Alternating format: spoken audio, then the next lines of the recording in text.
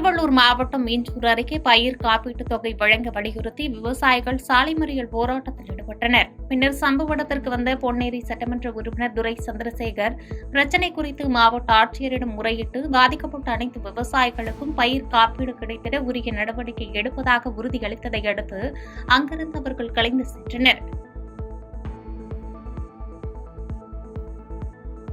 தேனி மாவட்டம் பெரியகுளம் வட்டாட்சியர் அலுவலகத்தில் கழிப்பறை கட்டிடம் கட்டி முடிக்கப்பட்டு கடந்த 10 ஆண்டுகளுக்கு மேலாகியும் மக்களின் பயன்பாட்டிற்கு வராததால் அங்கு வரும் பொதுமக்கள் அவதியுற்று வருகின்றனர்.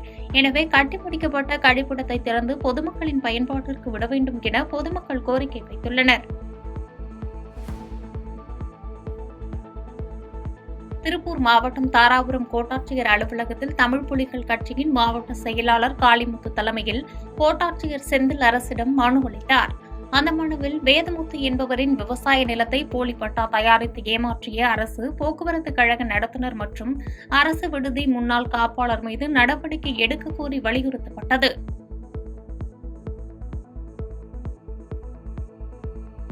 நாமக்கல் மாவட்ட மலைக்குறவன் பழங்குடியினர் முன்னேற்ற சங்கம் சார்பில் ராசிபுரம் வட்டத்திற்குட்பட்ட கிராமத்தில் வாழும் மலைக்குறவன் மக்களுக்கு இனச்சான்று வழங்கிட வலியுறுத்தி வருவாய் கோட்டாட்சியர் அலுவலகம் முன்பு ஆர்ப்பாட்டத்தில் ஈடுபட்டனர்.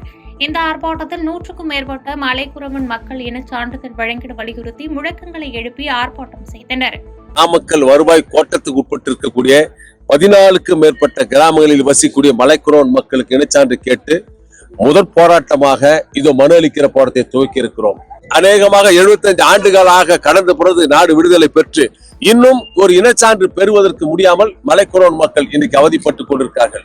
உயர்கல்வி படிக்க முடியவில்லை, வேலைவாய்ப்பு பெற முடியவில்லை, அரசாங்கத்துடைய நலத்திட்டங்கள் இலவச தொகுப்பு வீடோ வீட்டுமனை பட்டம் எதுவும் பெற முடியாமல் அழகடிக்கப்படுகின்ற துர்பாக்கியமான நிலைமை நாமக்கல் மாவட்டத்தில் தொடர்கிறது.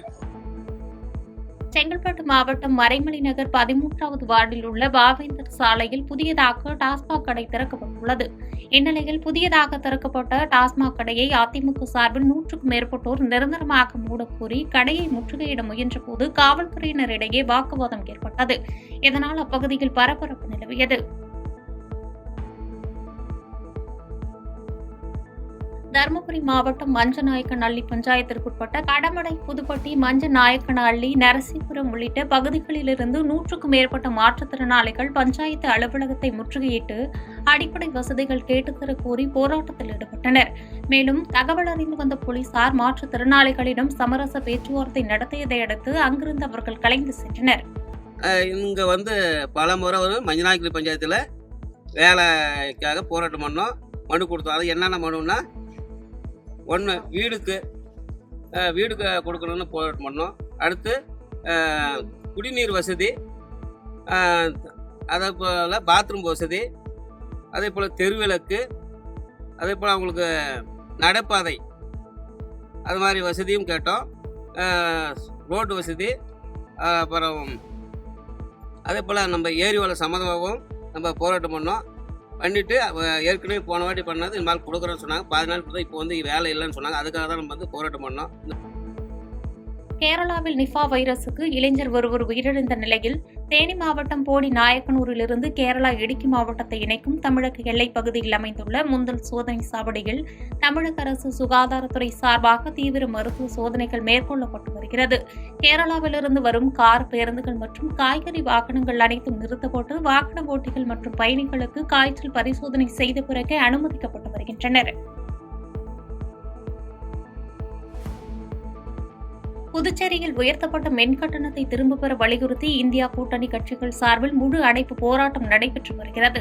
இதனிடையே கோரிமேடு பகுதியிலிருந்து பேருந்து நிலையம் நோக்கி வந்த புதுச்சேரி அரசு பேருந்தை நெல்லித்தோப்பு பகுதியில் மர்ம நபர்கள் கல்வீசி தாக்கியுள்ளனர். இதில் பேருந்தில் பயணம் செய்த பெண் ஒருவருக்கு காயம் ஏற்பட்டது. இதனை அடுத்து இச்சம்பவம் தொடர்பாக உருளையன்பேட்டை போலீசார் வழக்கு பதிவு செய்து கல்வீசி தாக்குதல் நடத்திய மர்ம நபர்களை தேடி வருகின்றனர். மயிலாடுதுறையில் உள்ள வேளாண்மை விரிவாக்க மையத்தில் கிடங்கு கண்காணிப்பாளராக பணியாற்றி வந்தவர் மணிக்குமார். கடன் சுமையால் மன அழுத்தத்தில் இருந்த அவர் நேற்று இரவு வேளாண் விரிவாக்க மைய அலுவலகத்திலேயே தங்கி இருந்த நிலையில் தூக்கிட்டு தற்கொலை செய்து கொண்டார். இச்சம்பவம் குறித்து தகவல் அறிந்து வந்த போலீசார் அவரது உடலை கைப்பற்றி தற்கொலைக்கான காரணம் குறித்து விசாரணை மேற்கொண்டு வருகின்றனர். பாதகம் செய்பவரை கண்டால் நாம் பயங்கொள்ளலாகாது பாப்பா. மோதி மிதித்து விடு பாப்பா, அவர் முகத்தில் உமிழ்ந்து விடு பாப்பா.